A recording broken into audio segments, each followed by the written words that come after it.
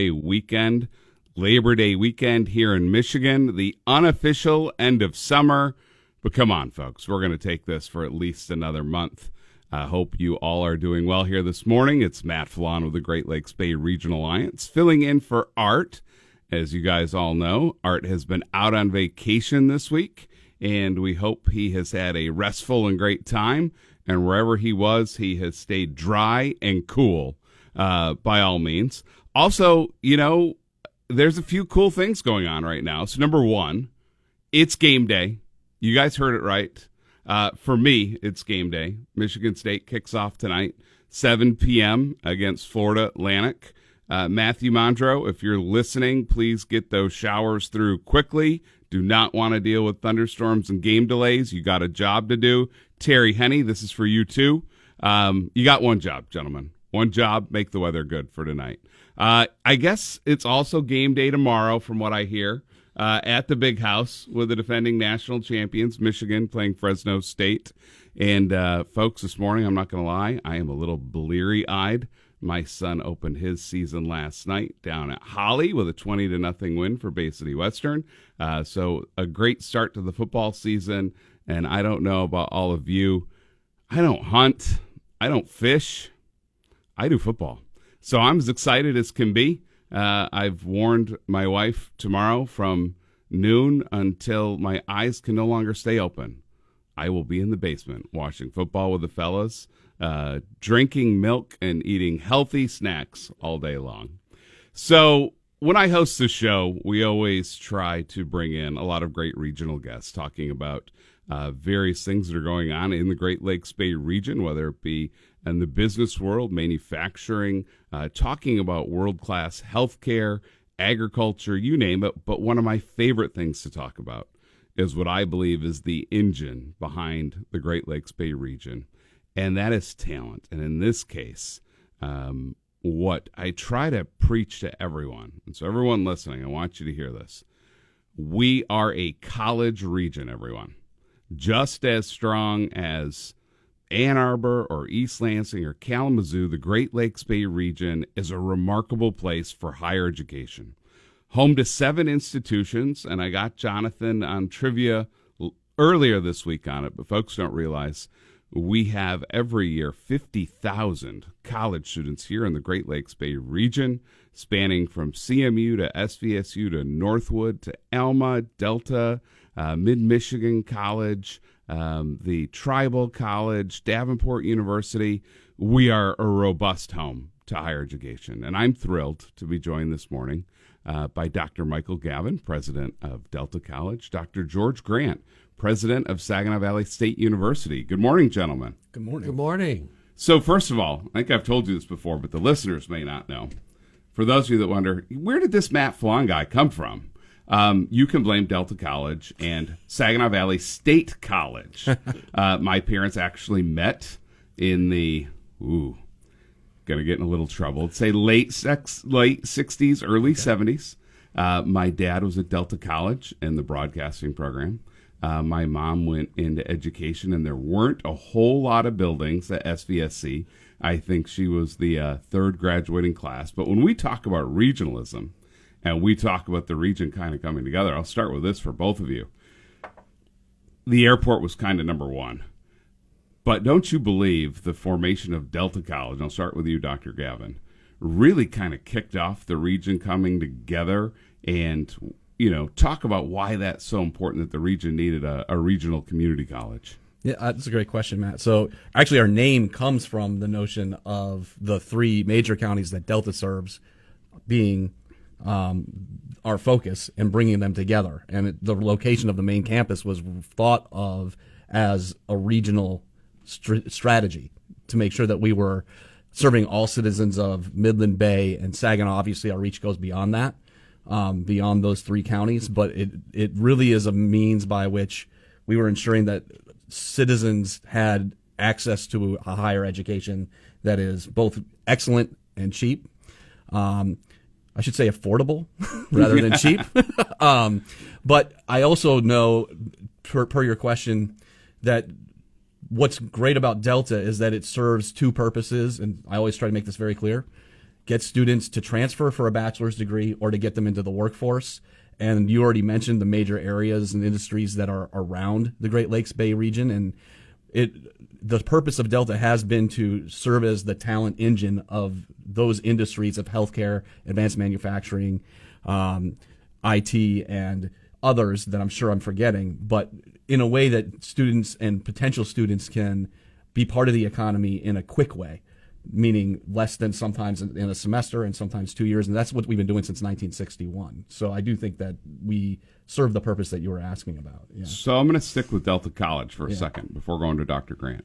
So let's fast forward 1961 to today. Yep. Give folks an idea. What does Delta College look like today in terms of its enrollment, in terms of where your locations are, and maybe a smattering of what those offerings look like? Yep. Thank you for that question, actually. So we actually are on a nice wave of pretty good success in terms of numbers, partially because we have centers in each of the downtown areas of those three counties that I just mentioned, Bay City, Midland, and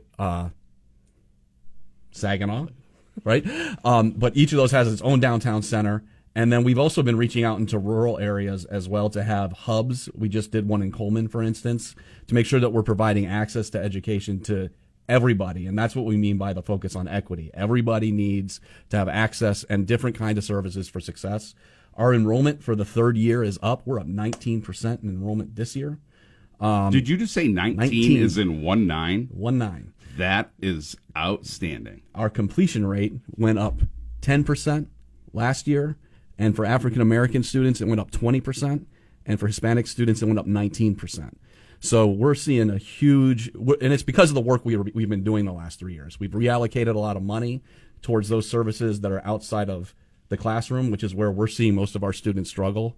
And I know you need to move on to George, so I'll be real quick. But one of the points I like to make to the public out there is there is somewhat of a stigma still around community colleges. Our students actually have an 80% pass rate. We could do better with graduation, but what we're seeing is it's life that gets in the way. It is not the academics that get in the way. So what we've been trying to do is make sure that the hardest part of college for them is in the classroom. Transportation, mental health, food, childcare, all of those things, we're trying to wrap services around them, and we're seeing those numbers go up as a result. Fascinating. That's a great point, because those are the same barriers that impact people in the workforce. 100%. Just the same. Yep. So, Dr. Grant, before Delta even opened its doors and they were in the planning stage, it was amazing kind of the thought that folks had, because people were like, hey, this is great that we're going to have a community college, but this isn't good enough. We're going to need a 4-year institution here as well. And I don't know how many folks realize this, but the planning for Saginaw Valley State College was happening before Delta even opened its doors. Folks had a really good vision that talent was going to be so necessary and that we had to have a 4-year institution. So talk about those humble beginnings of Saginaw Valley State College and why it was formed and really what was the foundation, Dr. Grant? Well, thank you for inviting me. The history of Saginaw Valley was the idea that you had people in the community saying, how do we make sure that we provide higher education for, at the time they would have said, for our young people. What we know is for everybody.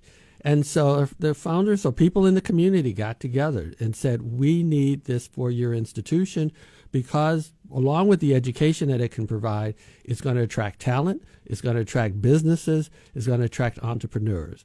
And so those founders got together and they said, we're going to start off with, and it was a private college. So Saginaw Valley started off as a private before it became public, and got the charter and put the program together, and eventually over time changed its name to Saginaw Valley State University. But the key was, how do we make sure that we are a destination community? And our founders worked really hard for that. So, Dr. Grant, same question. I'm going to ask you to fast forward in time, now here to 2024. What does Saginaw Valley State University look like today? How does your enrollment look, your locations, facilities, and maybe, again, a smattering of what your programs look like? Yes. I think the change from the beginning to now is, of course, the growth. We're about 7,000 students. We had gone up as high as 12,000, originally around 10,000 before COVID and some other things hit. but we're 7,000. We have this year, our incoming class is 6% higher than last year. Our graduation rate continues to go up because of the commitment that our faculty and staff have to making sure our students get a great education. As the president said, that the services that maybe years ago that you didn't have to think as much about that you do now. So our mental health services, our policing services. If someone will say, "What's your top priority?" And and our top priority, which is different than say 20 years ago, is campus safety.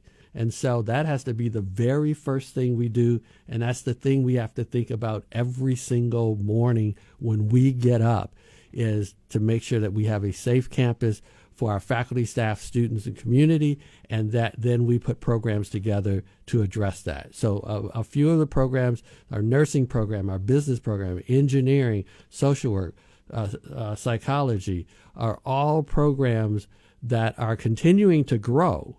So if you think about the top 50 professions, we offer 37 of those 50. You can get degrees in 37 of the 50 at Saginaw Valley. So that's the commitment that we have to higher education and to making sure that when people graduate, one other thing I just want to highlight that and turn it back over to you, is that the majority of our students for both our colleges stay in Michigan. And so we are contributing to the workforce. So people are paying taxes in Michigan. They are working in Michigan. They are attracting and bringing other people to the state. And so that's what we've been able to do.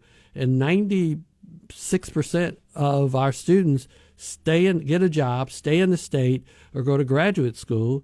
And then once those who are in graduate school finish, the majority of those stay. The other thing that our founders probably didn't think a lot about is that now we attract students from around the country and around the world. So we have a number of international students while that was not the beginning mission, that we continue to grow. And so we have that opportunity to not only impact this region of the state, but we have the opportunity to impact other countries. Well, we are just getting started with Mike Gavin from Delta College, George Grant from SVSU. And after the break, we're going to talk about one of your recent announcements of the two institutions working together. Discover the art and... Good morning and welcome back to the Art Lewis Show. The Art Lewis Show is sponsored by Westside Decorating Center. Visit them at 5789 State Street in Saginaw or online at westsidedecoratingcenter.com. And folks, I was there a week ago today and was in the showroom. I was on the wallpaper hunt. Definitely not my idea, but I was on the wallpaper hunt. I'll just tell you, the staff there was great. The showroom's beautiful. A ton of great products. If you have a chance, get over to Westside Decorating Center and see them, and a great and longtime sponsor of the Art Lewis Show. So this morning, I am joined by Michael Gavin, president of Delta College, and George Grant, president at Saginaw Valley State University. And you guys have been in the news, and you've been in the news together recently with what a lot of folks are claiming to be a historic announcement, a partnership agreement between the two institutions of how you're working together to get kids into community college, directly to SVSU, and through to graduation. Can you guys talk about what exactly this partnership entails and what it really means for students and for the region? Okay, so two things it entails are much more clean transfer between Delta and Saginaw, so that students who complete a degree at Delta or are on their way to complete a degree at Delta will have very clear, transparent pathways into a bachelor's degree at SVSU, to include, we have students in this region who take a few courses at Delta and then they want to go to SVSU. What we've found has been very helpful in higher ed in general, but we've started to institute through this agreement, is what's called reverse transfer. So student who completes, say, 30 credits at Delta but then goes to SVSU, we're going to have a automatic approach to asking that student, once they complete 60 credits collectively, between the two institutions to get their associate's degree. And the reason for that, just to be clear about for those who are not necessarily in the works of academia, we in the region have about only a 38% associate degree or higher attainment. And so George and I believe, just having spoken with him, I don't mean to speak for you, George, but have aspirational goals of lifting that percentage up much higher. And we find through our data that students who leave any community college, but Delta specifically, we ran the data, who don't have an associate's degree, but then go try to get a bachelor's degree, often end up getting nothing. So what they end up is having a whole bunch of credits. So we're trying to put a little net around them so that at least they could get some sort of credential after they get 60 credits. If for one reason only, that it will help them get a better paying job at the end of getting a credential. So it's clean pathways, meaning less time and money spent in college, and that reverse transfer we believe will be good for the region in general, because it will allow for higher degree attainment and better money for employees and better for the economy in general. Yeah, and George, from the SVSU perspective, why is this so important to have this formal agreement? I think beyond SVSU is just important in our community to help our community to get a degree, because we know that their life can change. The phrase that I use is that higher education comes as close as possible to being the great equalizer. And so having that degree opens more doors. And so if we have a person that's starting at Delta and then transfers to Saginaw Valley, that we're helping along that path for them to get that degree, to get that associate's degree, to get the bachelor's degree, some to get a master's degree, but to move forward. And that by doing that, we are making our community stronger. And the other thing that's part of that is a lot of our students are first-generation students. And so by getting that degree, that associate's degree, that bachelor's degree, it's going to open up more opportunities for family members, because now they have more role models. They have someone in their family that's graduated from college. And so they're saying, I can do that because, Uncle Mary did that, or Aunt Mary did that, or Uncle Bill did that. And so they'll be able to have role models to help them along the path. So that's why we thought it was important to do. It's not something that we have not been doing, but we wanted to really make it as formalized as possible. And we wanted that process of knowing that if you take these classes, they will transfer. There's no debate. There's no worry that you can move from one place to the other and you will have those degrees. So I have to tell you, the thing that I heard most, and I'd love kind of your perspective, folks were surprised that this took so long. And I think a lot of folks thought that this was already in place. You guys have been on the dance floor together since the 1960s. And so when the announcement came up, one of the things that I saw most often was, thank God, this is long overdue. It's so great to see this. I think a lot of folks were surprised that wasn't already in place. Kind of how was that navigated through? Because clearly it had been bubbling. It had been under the surface of something that needed to improve or needed to happen. I think the question that people had was, really? That already wasn't in place? You guys have been together since the 60s here as regional partners. For those who have been asking that question, just why was that the case? Well, I think George is right that in many pockets it was in place, but it wasn't guaranteed, right? So and this is true of any community college and four-year partnership in Michigan, because it's a state that doesn't have policy that requires four-year institutions to accept an associate's degree necessarily from the two-year partner. So, but I think what has happened because of George coming in, and I think if you even listen to what we were both talking about, is less competition, more collaboration, more focus on community to ensure that they get the degrees they want. And instead of having, to break it down real simply, what this agreement is a blanket agreement, right? That blanket value systems of how the agreements that follow from program to program, for lack of a better way to put it, articulate and transfer. Whereas many times, actually all times before, it was more reliant on one-to-one meetings with faculty or department meetings between faculty. So the guidance of this agreement are focused on completion at the associate's degree level, recognizing that not all students want to do that, but then that should drive the conversations among the departments about how to make sure the students complete associate's degrees, then bachelor's degrees, with the recognition, again, that not all students want to complete the associate's degree. They want to go right to SVSU, and we'll put a net around them in the way that I talked about before. So I'll belabor the point just to say it was sort of there, but it was not codified in the way that required this kind of talking between and among departments between the two institutions. And that's exactly Yeah. why I wanted to ask that question, because I think some people kind of took it wrong. Like, what do you mean that hadn't been there? And there was a deep working relationship, but getting to those details and dotting your I's and crossing your T's to make sure that those guarantees were there were big. I have great news for both of you, though. I'll tell you, my son is a senior as a class, and they all had to, on a message board, kind of write their future plans. And there were about 30 kids in the class, and he was just kind of reading them to us one day where we were driving.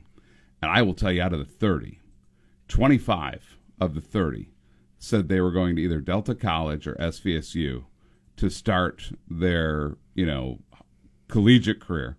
That's wonderful. And if at least this little snapshot meant anything, look out nursing program, because it sounds like there are a lot of kids coming. So we're going to take another quick break.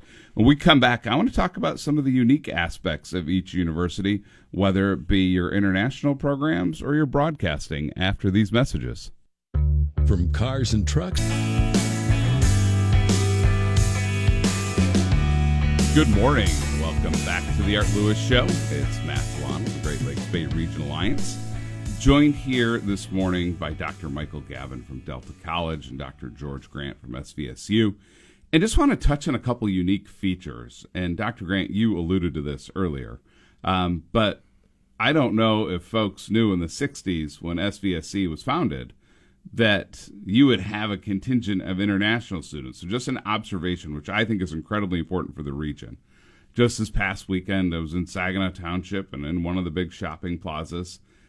And there was this very obvious collection of about 20 to 30 young Chinese students all gathered outside of one of the stores. And it just stuck out like, well, that's not a normal, look here in the region. But it made my heart full because right away, my son asked, hey, what's going on there? And I said, those are SVSU students. They're here. Can you talk about the international program? And I think even one step further, Dr. Grant, why is it so important for our region to embrace, these different cultures and our international students and folks coming from across the world to come here? What's our responsibility as a region to embrace these folks? The reason we do it is because of education, that we want to be part of making a difference, not only in this region and around the country, but around the world. And so if you have students who come here and they get an education and they go back, think about how they're going to influence their community, influence their governments, influence businesses in order to better meet the needs of their country and their region. And so that's why it's important to have students from around the world. The other reason is that our students here get that interaction and get to meet students and learn from others in other cultures. Because we do have students who've never left the region. They've not only not left the state, but they've not left the region. And this is an opportunity for that interaction. So we think it's so important to have that. And then we have students who then get to go for programs, and they get to go to different countries where they get to see what life is outside of their region, outside of the state. And as I say, that I wish every student had an opportunity to do that, because something you've seen on television, something you've read in a book or lecture you got, and the next thing you know, you're standing in front of it. And I think that just opens up the world, and the world becomes a lot smaller because of that. No, I love that. We took our children to Europe for the first time over spring break. Funny story, we didn't mean to, but the flights to Florida were so expensive, I joked and said, I bet you it's cheaper to fly to Europe. And I checked, and it was. So we thought, okay, why don't we make this a cultural experience? But to your point, looking at the Eiffel Tower on a picture or online or your iPhone is very different than going up the elevator in the middle of it and seeing it, being a part of it, or standing in front of the Mona Lisa with all those people And then me reminding my son that the Mona Lisa is just a god-awful piece of artwork, and to turn around, no one's standing in front of the wedding at Cana, and that is art. That is phenomenal art. So we're going to go stand where but to your point, that experience is important. So Well, add that, as you were saying, and I think one of the best examples is standing in front of the pyramids. You've seen them on TV and movies over and over and over, and all that you're standing there and you're looking up and saying, this thing is huge, or a number of them are huge. And so it's that experience that I think is life-changing. I love it. So Dr. Gavin, going to go down a completely different route. And I was joking off air. I could do this interview with these gentlemen for the next 2 days straight because there's so much to talk about at both institutions. But you have a unique piece at Delta where you have a radio station and a television station, a broadcasting program. And I think I've shared this with you. My dad was the voice of Delta College Radio back in the 60s, kind of That's awesome. channeling his younger dreams. And, our friends here at WSGW let me do this through the Alliance, which was fun. What is it like to have such unique offerings like those at Delta? And really, what does it mean to the institution? Well, it is really unique for a community college to have something like that. So we have NPR and PBS stations, radio and television, obviously, and much like George was just talking about, one of the benefits of having that at Delta is that we get to be part of spreading knowledge way beyond this region as a result, and also bringing knowledge in from across the world into listeners and viewers. It's really fascinating because we have special projects that are done by our staff down there. And one of the new projects that's coming out, just as a concrete example of why it's important, is we had a lawyer in Bay City who recently passed away, but represented Jackie Robinson in a civil rights case when he was in the military. And we're doing a documentary on that. We've done a documentary about the flooding here as well. But the way in which we can talk about major national, international events or progressive movements as a result of having citizens here being part of them, and then showcasing that talent and history through Bay City and in this case it was Bay City, but any of the part of the region, is a real benefit to the region. But it's also part of what I consider to be just the knowledge producing enterprise that is higher education, and it fits right into the mission of Delta College in that way. Well, thank you guys for sharing kind of some of these unique details. We're going to take one last break. When we come back, I really want to talk about how you listeners can get your children, your grandchildren, your nieces and nephews, your neighbors into these phenomenal institutions. This Labor Day,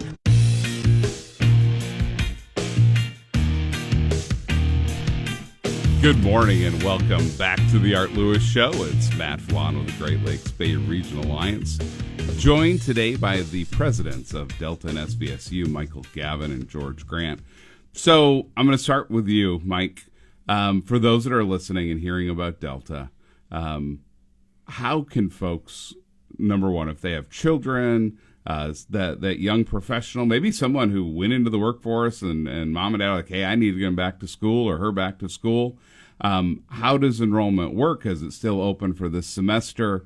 How can they work on financial aid? Just how do we get kids into Delta College, or not even kids, like I said, maybe it's professionals that need to go back to school? Yeah, well, thanks for asking that question. So we've had, in the last couple of years, really tried to reimagine the college to be very friendly towards adults.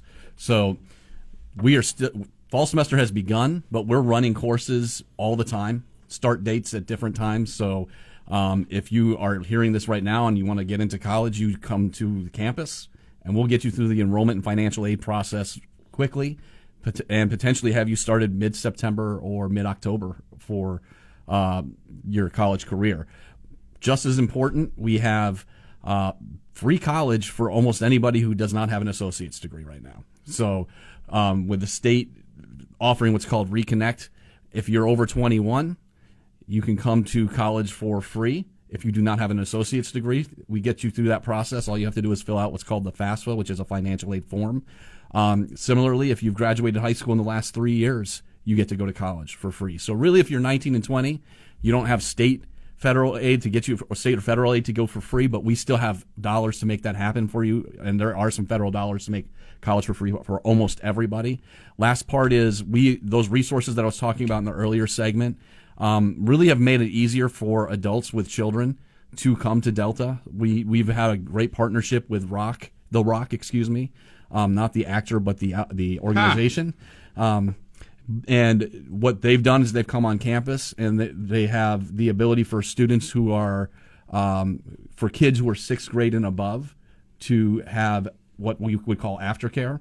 So mom and dad could come to campus, take classes, drop their kid off there. They'll be able to study, do some activities, and then pick that kid up. So it's our dipping our toe in the water of a childcare solution on our main campus, but we have all kinds of services to make it easier for people to come to college. And I would say if you are listening to this and want to feel whether or not you can come, just contact our financial aid and or advising office at Delta, and we will make sure that we give you the support you need to succeed at Delta. So, President Grant, same question. If folks want to enroll at SVSU, they're interested in the school, what do they need to do, and how do we get them into your institution? Well, the easiest way to get into the institution is go online, and it's admissions@svsu.edu, and all the information that you need. So if you're in high school and you're thinking about going to college, if you're a little bit older and you want to return, if you were in the military and you want to go, all of those things you'll find at admissions@svsu.edu. And that will get students into the program, into the university, all of the information that you need, financial aid. And when we was talking about financial aid, there's a lot of financial aid out there. So you just have to have the conversation and talk to our admissions and financial aid folks about it. And if you're a family where your income is $70,000 or less, that you will be able to attend SVSU for free. All of the different scholarships and state funding that's out there will cover the cost for admissions, and you will be able to get a college degree. So we want people to take advantage of that. If your income is more than that, still fill out the application, still have the meetings, because there's so many scholarships. There's a Provost Scholarship, there's President Scholarship, there's a bunch of different scholarships out there that will help cover the cost or cover some of the costs for in order to get a college degree. So we want people to take advantage of that.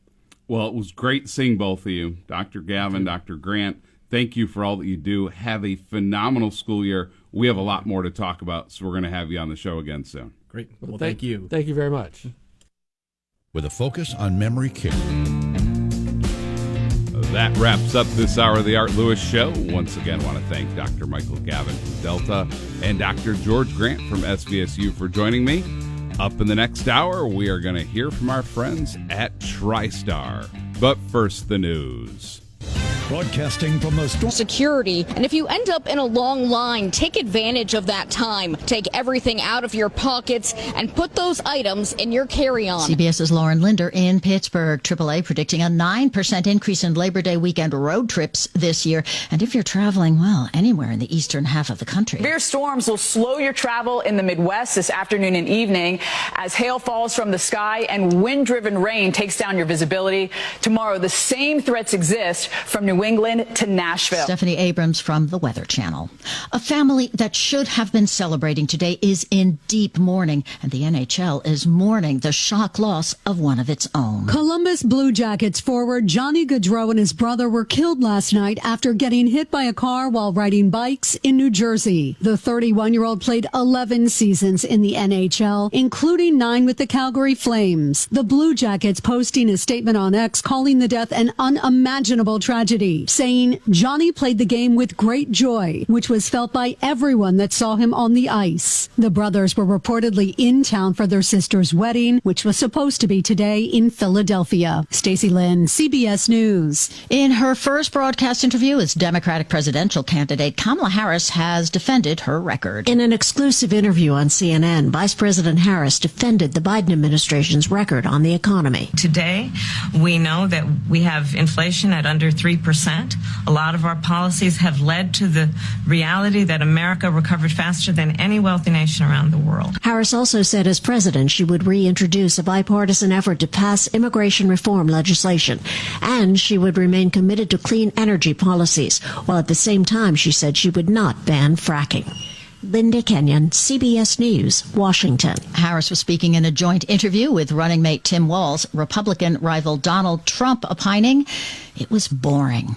This is CBS News. Sponsored by Progressive Insurance. Get renter's insurance to protect the things that make your place a home, including coverage for theft or damage. Visit Progressive.com. We're proud to make Live from the 100.5 and 790 newsroom, this is WSGW News. Cloudy skies and 74 degrees at 10:05. Good morning, I'm Mike Percha. Some power outages still linger in the Great Lakes Bay region from damaging winds and strong thunderstorms on Tuesday. Consumers Energy is reporting there are still 586 outages in Bay County, mostly around the Pinconning area and in Mount Forest and Beaver Townships. Midland County is reporting 641 outages in Jerome Township primarily, and some in Larkin Township as well. Power is expected to be restored later today. A state police investigation has led to the seizure of illegal guns and drugs from 2 Saginaw area locations. Police served search warrants on a home on Mason Street in Saginaw and at an apartment on Colony Drive in Saginaw Township yesterday. According to state police officials, there was a total of $7,000 in cash, 9.5 ounces of cocaine, and 4 illegal or stolen handguns, a shotgun, and a rifle. A 24-year-old man was arrested during the searches. Police say the man was on probation for prior drug offenses. State police were assisted in the investigation by the Bay Area Narcotics Enforcement Team. The Dow Championship, LPGA's Tours and Signature Team event, is returning to the Midland Country Club June 23rd to 29th next year. Here's Christiana Malakara.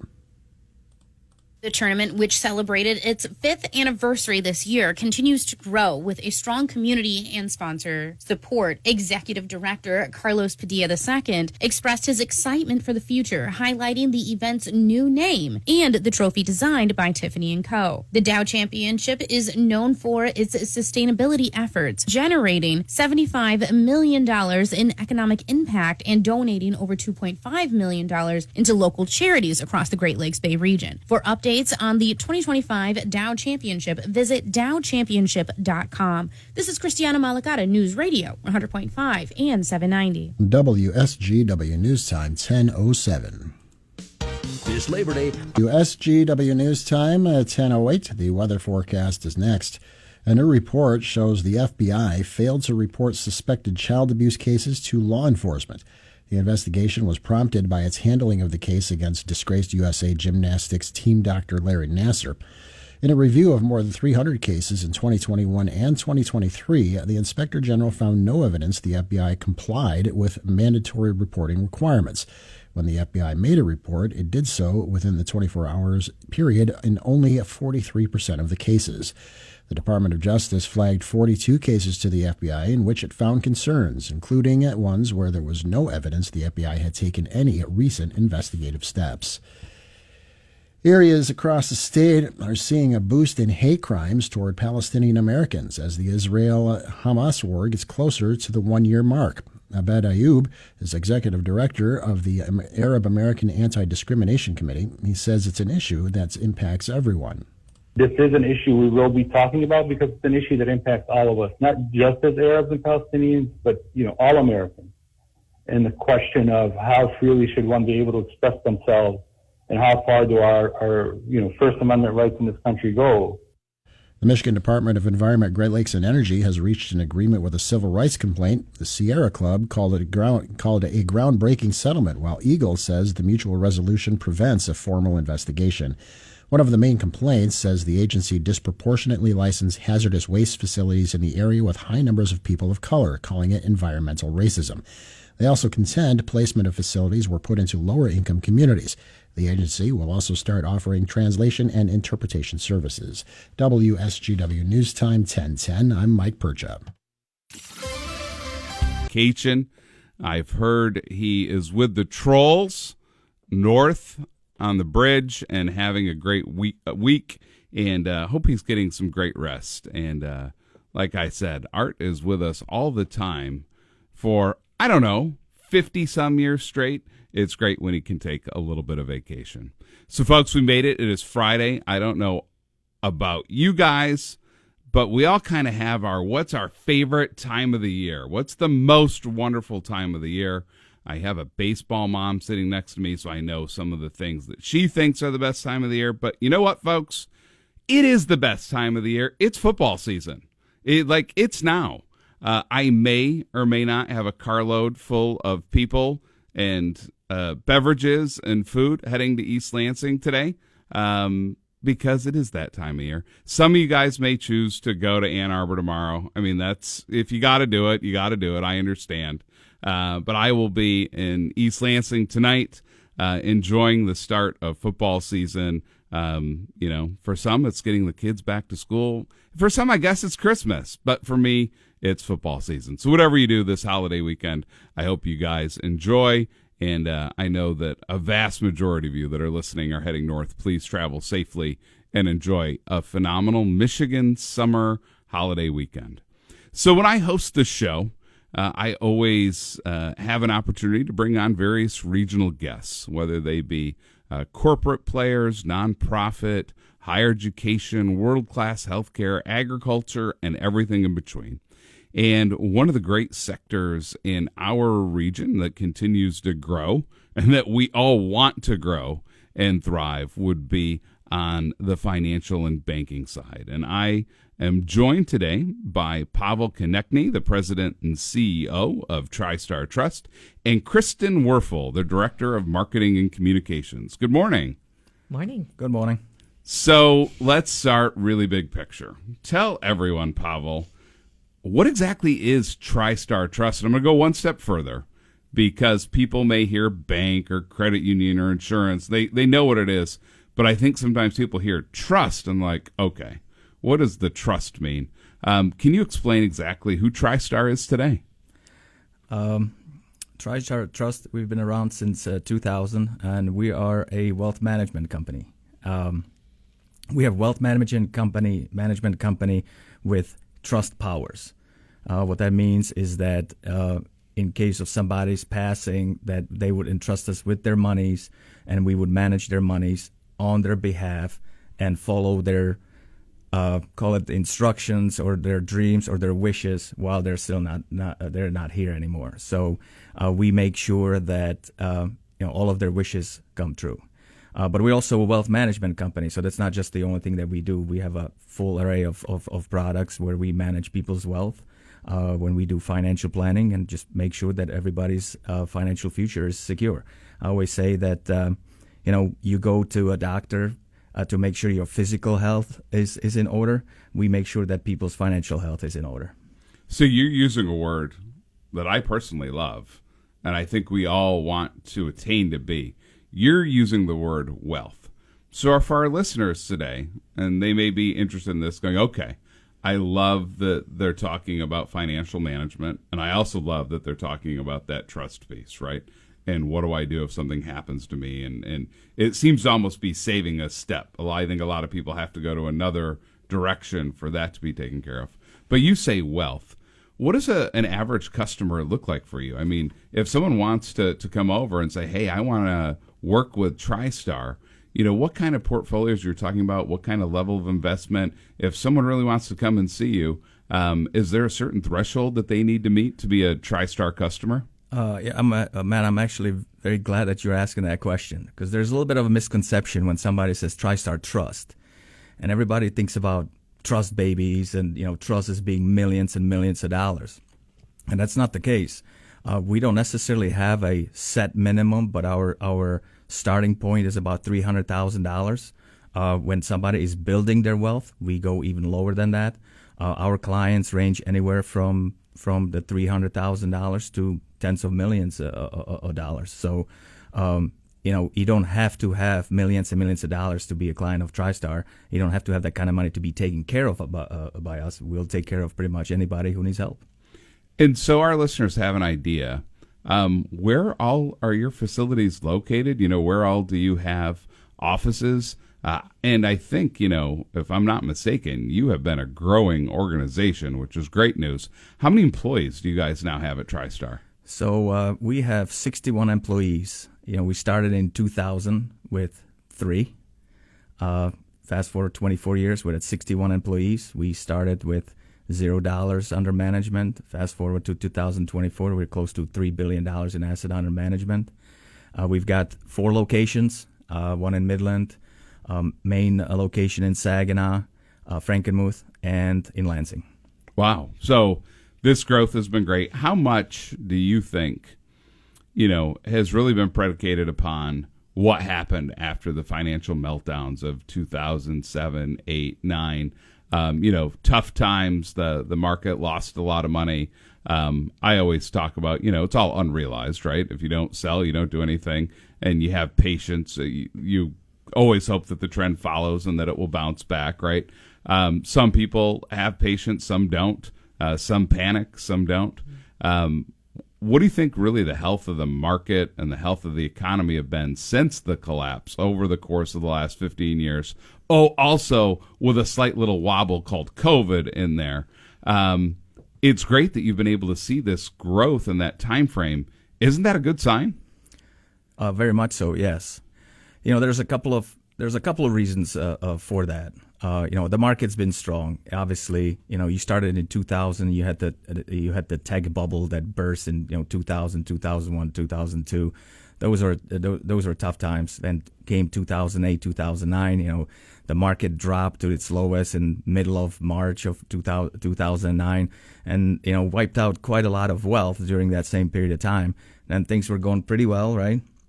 And then all of a sudden COVID hits, and then we had another dip.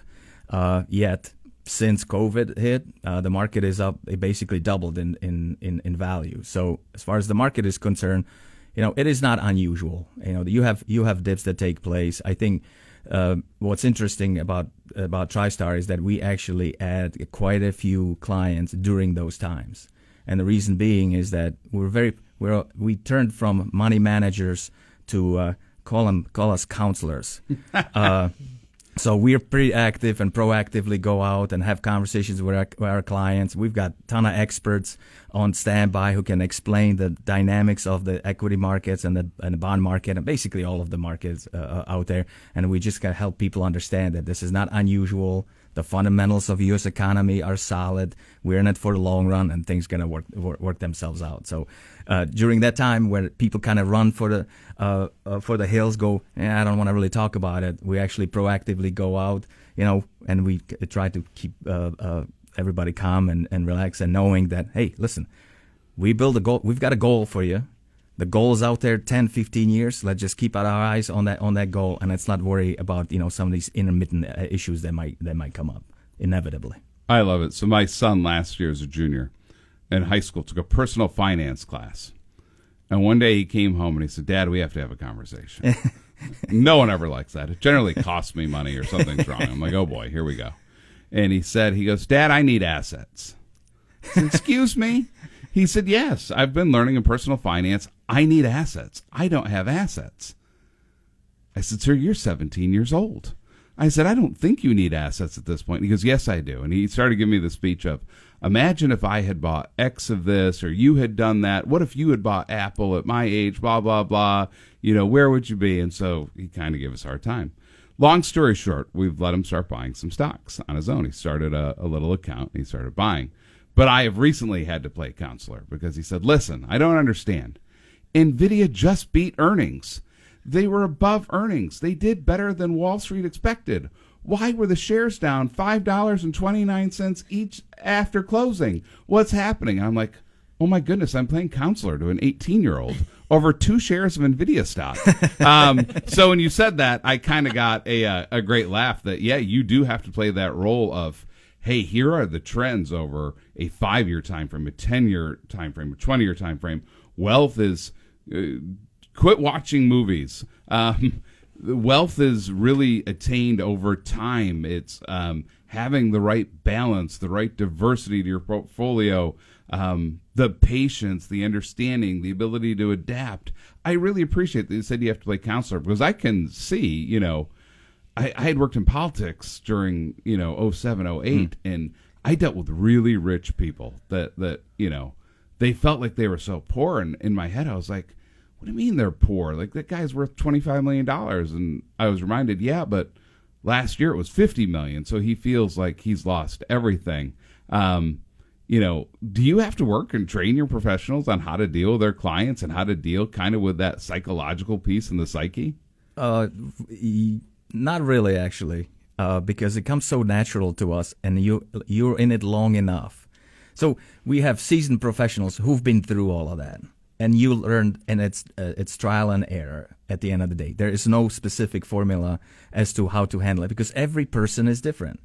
As a matter of fact, it reminds me one of my colleagues. When we had that drop in the market about 3 weeks ago or so, when the market dropped almost 10%, he gets on the phone and starts calling everybody and saying, hey, it goes through it. And you've got some clients who says, whoa, I didn't even know that happened. They start freaking out. We also have to go backwards and say, I just want to let you know everything is under control. And you have half of the clients, because they're used to it, they're laughing at this point. He goes, I'm so comfortable with this, you don't have to worry about it. I do love the fact that your boy is actually looking into it at the age of 17, because you know what?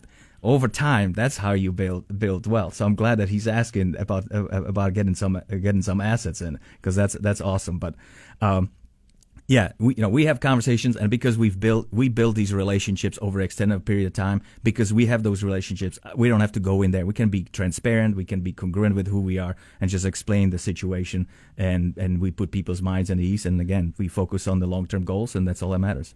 So we're going to take a quick break, folks. When we come back, we're going to learn more about TriStar and how they're active in our regional economy.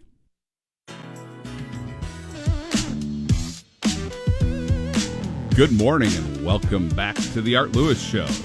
The Art Lewis Show is sponsored by Westside Decorating Center. Visit them at 5789 State Street in Saginaw or online at westsidedecoratingcenter.com. So I'm joined this morning by Pavel and Kristen from TriStar. And folks, that first segment, we talked to Pavel the entire time. And you know what? We're going to take a break from Pavel, because Kristen's been getting a free ride here, and she's been sitting here and enjoying the show. We're going to put her to work and see how that Director of Marketing and Communications title goes. So the question I have to ask you, and I have noticed it in a lot of the work that you do, our organization has a mental health arm. We've definitely seen it. TriStar cares deeply about this community. So as you guys have grown over the course of the last 20 plus years, so is your growth in giving back to the local community and really being a phenomenal regional partner. Can you talk about, what that looks like? Because it is a really detailed and robust program, and why you guys make this such a massive priority for TriStar. Sure. The short answer is to take care of the communities where we serve. The much deeper answer is that we don't want to just serve, we also want to get involved.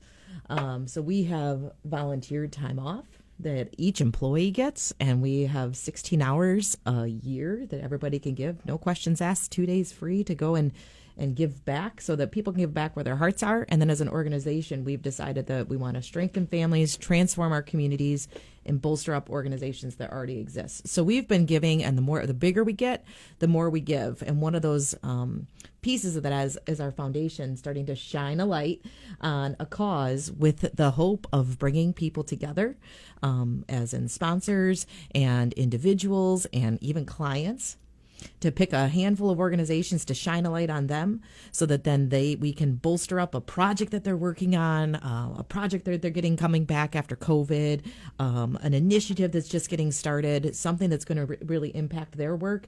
And we go to work and support them and make a really big deal about it and make them feel the love, because those nonprofits, they do a lot for not a lot of pay sometimes, but the work that they're doing is transformative.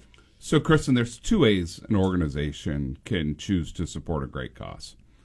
There's kind of a proactive means of what does the organization itself care about, and what are the things that tie in. And then there's kind of the reactive, hey, these groups have come to us from the community and saying, hey, we need your support. How do you balance kind of the proactive approach of, hey, here's what we care about, and here's our foundations, and here are what we believe in, or here's what our leaders care about and what they get involved in. And then there's that side where you get asked for help. How are you guys, walking kind of that tightrope as an organization? That's a good question. There are some organizations that we do support almost like clockwork annually, right? To help them make sure that they can have the causes and the work that they're doing be sustainable. So there are some kind of locked and loaded ones, if you will. But that balancing it to shine the light, that's what happens, is every single year picking a different cause to shine the light on. So you had singled out mental health in your conversation earlier.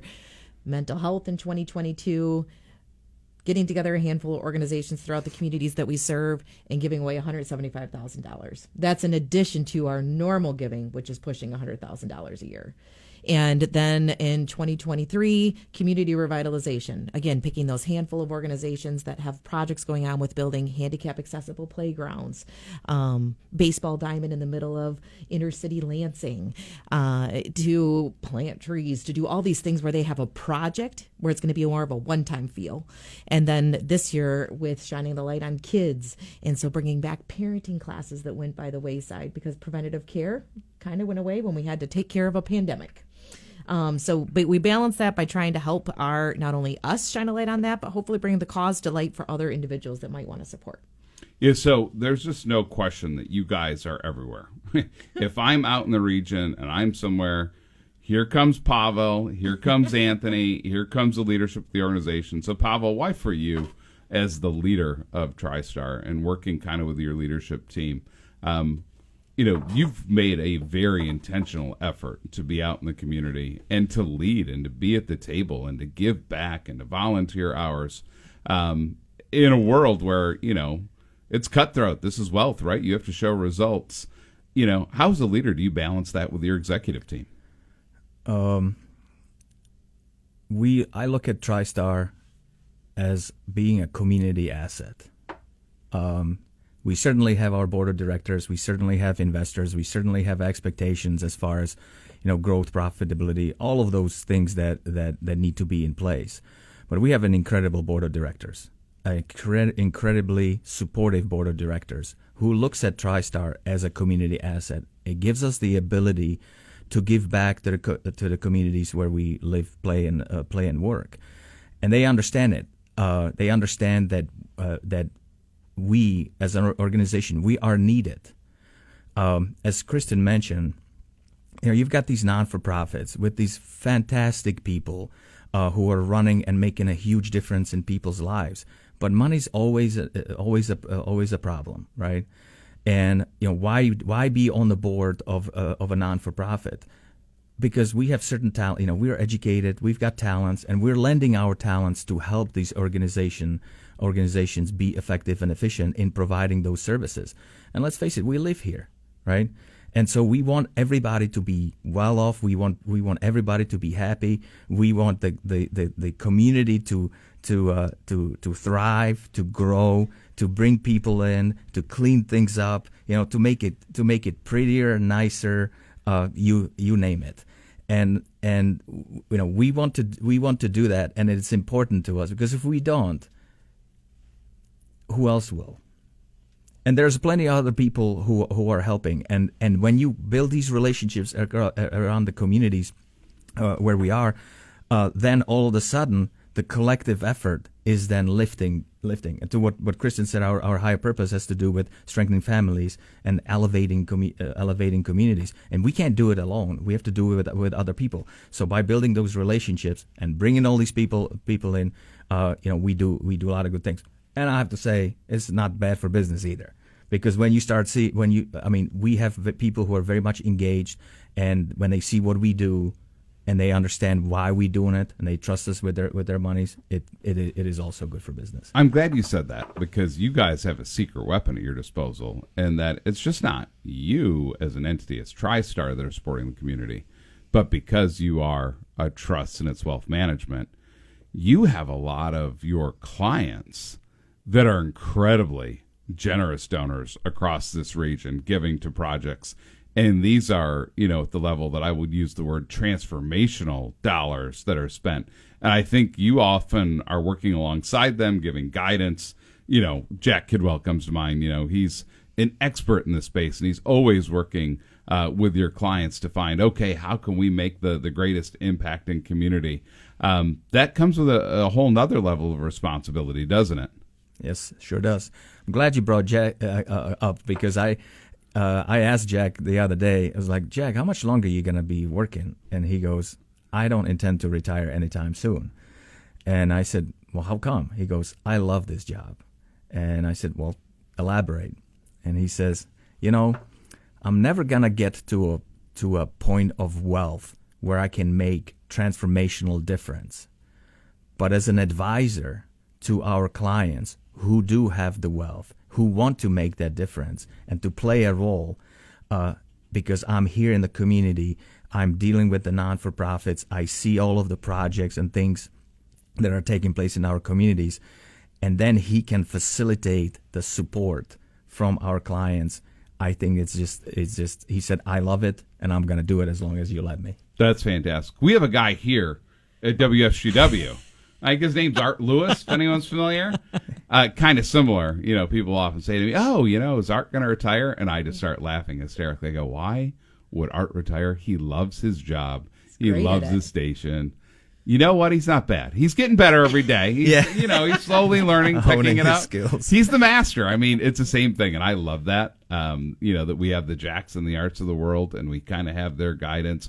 We were teasing yesterday talking about Amigo, that we need to get Altimi in to do an interview with Art. And we said it jokingly, but we mean it seriously. The two of them have 170 years of experience on this earth.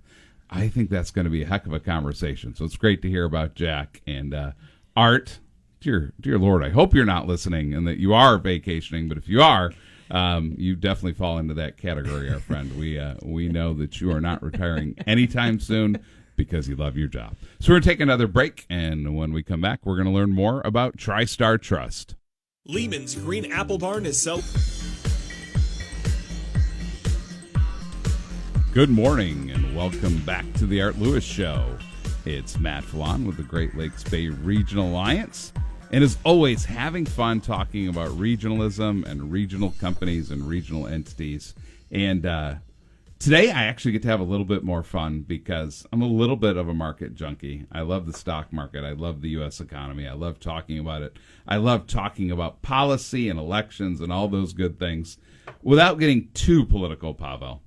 Does an election season or an election year like this impact the market, impact investors, kind of what's going on? Because you see, there's so many different features, whether, you have the market itself. And I read an interesting piece recently in the Wall Street Journal that said, listen, for those people that have a good paying job, that invest and own a home, they're feeling okay right now. But if you don't have a job that pays exceptionally well and you're not in a position to invest and you're a renter with inflation, you do not feel good.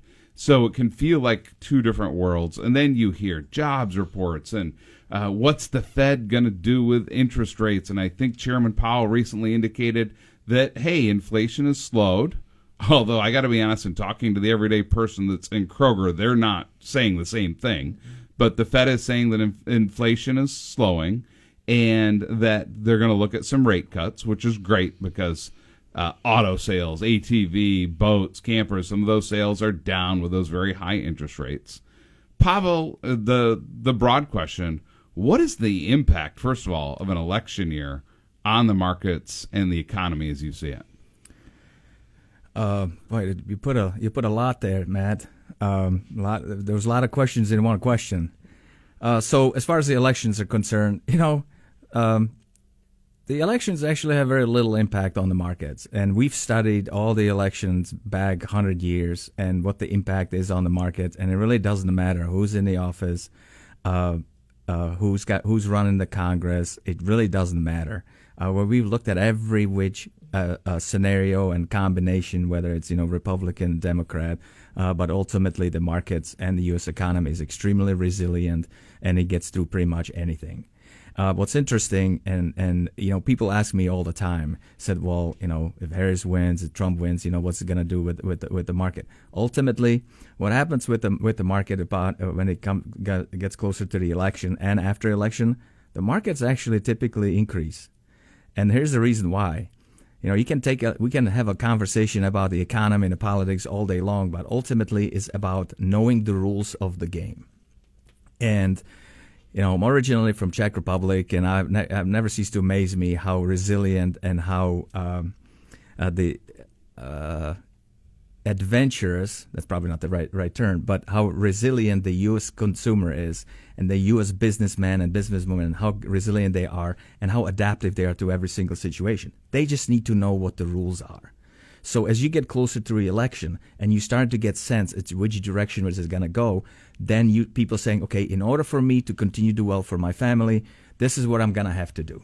After election, the certainty of knowing who is in the White House, who is in the Congress, knowing that gives you even more information to know how to play the game. So there's really not a strong correlation between Democrat or Republican and the market. The market just does pretty well during the election. Now, I will tell you this: I was a little surprised as to how the market has done up to this point, because it's stronger than I expected. Typically, it just kind of goes sideways, and as we get closer towards November, it starts increasing. But overall, the markets are very resilient, and the U.S. economy is very resilient. And I don't want to be flippant because everybody likes to have that conversation, but I just look at it pragmatically, and I look at it as I just want to take care of our clients, and I know we're going to be okay. The one thing I did want to mention, I want to overstay my welcome here, but you talk about inflation, and you're absolutely right, because people are talking about inflation coming down.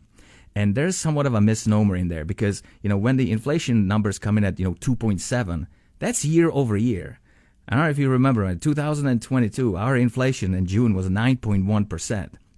And so now you're going from an elevated level. It's just not the pace of inflation slowing down. The inflation itself, prices are still elevated. And yes, in a certain instance, the wage growth wasn't necessarily there. But the overall economy is actually doing well. Unemployment is low. Yeah, it's a little tight for some. Yes, it is, but at least you got a job and you're gonna get that paycheck, and things are continue to improve. What I love that you kind of summarize in there, the U.S. economy is so resilient that it can overcome politics and politicians. That's what I heard, which I don't know for anyone else. I'm kind of at that point in life. I don't know. I'm approaching 50, and maybe I'm just turning into a grumpy old man. That I'm thankful that anything can overcome politics and politicians. But your point is well taken.